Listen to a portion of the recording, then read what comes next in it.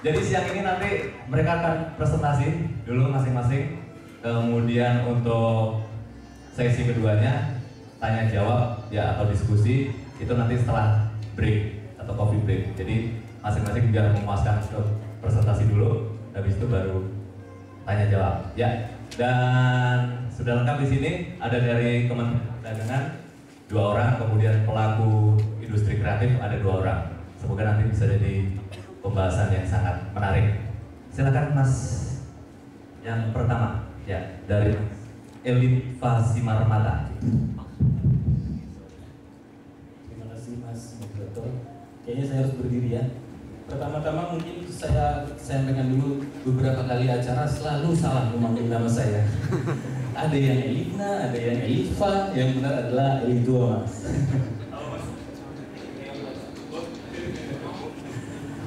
Selamat siang teman-teman kreatif semua, senang sekali bertemu dengan teman-teman di Jogja ini. Harusnya menurut saya sih acara ini bukan kelasnya sosialisasi lagi ya di Jogja ya, harusnya kelasnya sudah apa nih yang harus kita bikin di Jogja. Soalnya dari awal Kementerian Perdagangan meluncurkan pengembangan ekonomi kreatif, beliau ini bahkan sudah kita libatkan Pak Mas Arief Biman di cerita suksesnya kalau nggak salah ya Mas ya, di 2007 ditetap.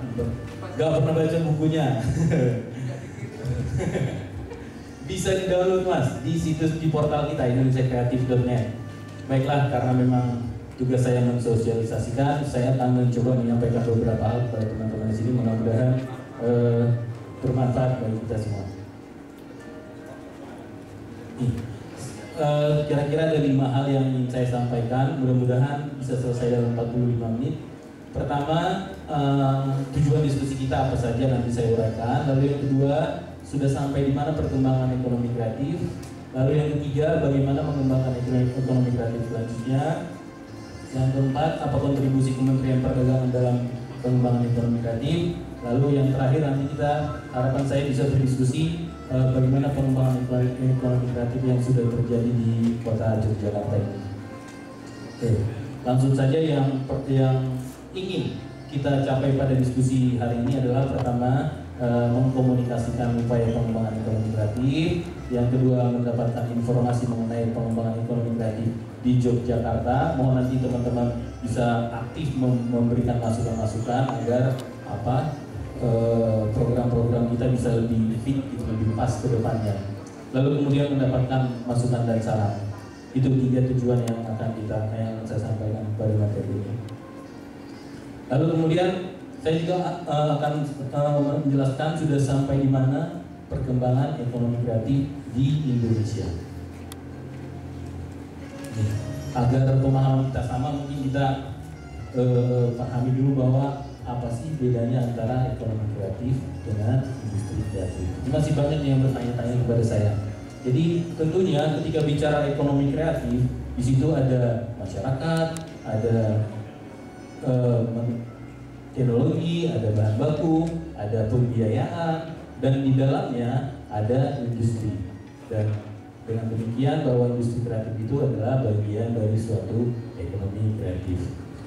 Dan dua-duanya tentunya basisnya adalah ide, knowledge, dan kreativitas untuk menciptakan nilai tambah. Kira-kira simpelnya Bu, kalau ada yang bertanya kepada mas-mas sekalian, mudah-mudahan sudah bisa menjelaskan. Nah, nih 14 subsektor yang sudah kita petakan sejauh ini. Pertama adalah fashion, pasar seni dan barang antik, permainan interaktif, film, video, fotografi, kerajinan, musik, desain, periklanan, televisi dan radio, seni pertunjukan, riset dan pengembangan, layanan komputer dan piranti lunak, penerbitan dan percetakan, arsitektur. Nah, kalau kita perhatikan ke 14-14-nya ini sangat berkaitan satu sama lainnya.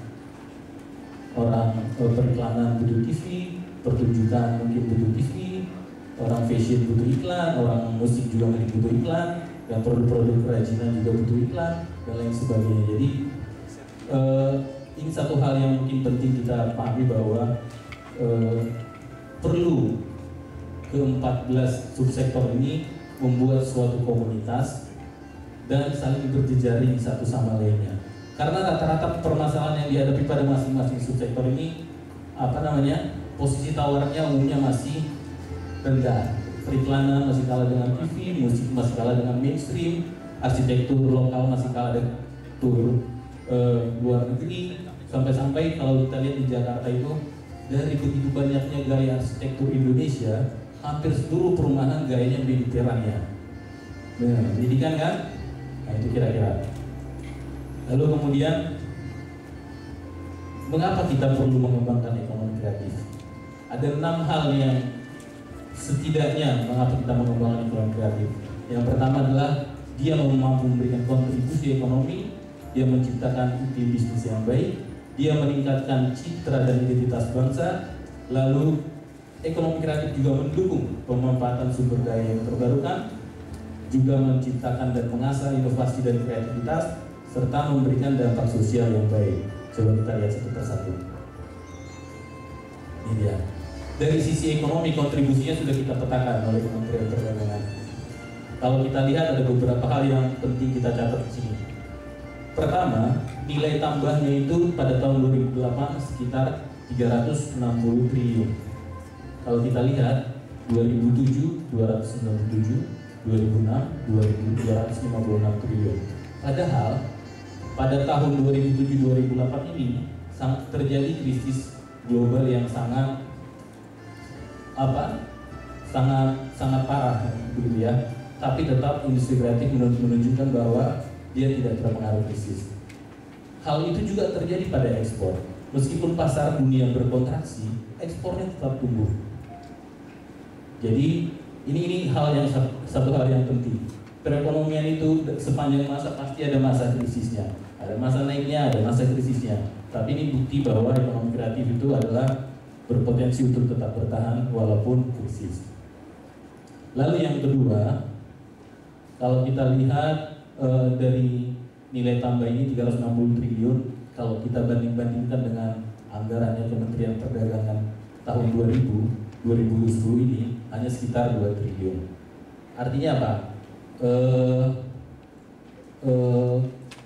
Teman-teman kreatif jangan terlalu berharap dana dari Kementerian Perdagangan, tapi fasilitas mereka punya, kebijakan bisa dibuat, lalu fasilitas yang lain sangat banyak yang bisa dibuat oleh Kementerian Perdagangan. Lalu kemudian dari angka-angka ini juga bisa kalau kita lihat nilai ekspornya 114 triliun, nilai impornya 10 triliun. Artinya apa?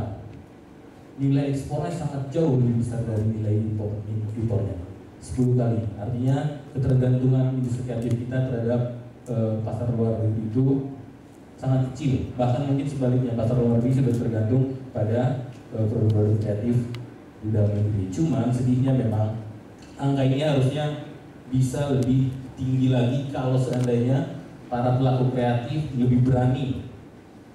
Karena katakanlah di sektor kerajinan, pengrajin kita itu disuruh bikin apapun bisa. Dikasih Louis Vuitton tas, mereka bisa bikin kualitas yang lebih bagus. Begitu juga di animasi. Pelaku-pelaku animasi itu terus terang saja sampai saat ini masih outsourcers ya, masih tukang. Jadi kalau seandainya mereka berani mengemasnya lebih bagus lagi, dan akhirnya yang terjadi kan produk-produk fashion kita, produk-produk kerajinan kita diambil sama orang luar negeri, mereka kasih label, harganya naik 2-3 kali lipat. Menyedihkan sekali ya. Nah ini harusnya ekspor bisa lebih tinggi dari sini kalau pelaku kreatif kita lebih berani memberi nilai tambah pada produk-produk. Itu dari sisi kontribusi ekonomi. Lalu bagaimana ekonomi kreatif bisa menciptakan citra dan identitas bangsa? Tentunya ada yang namanya Simon Anholt. Simon Anholt ini memberikan indeks pada negara-negara di dunia yang ranking negara-negara berdasarkan brandnya dengan menggunakan 6 variabel ini. Lalu bagaimana ekonomi kreatif bisa mendongkrak citra identitas bangsa melalui 2 hal, melalui budaya dan warisan budaya, dan kemudian melalui ekspor. Tentunya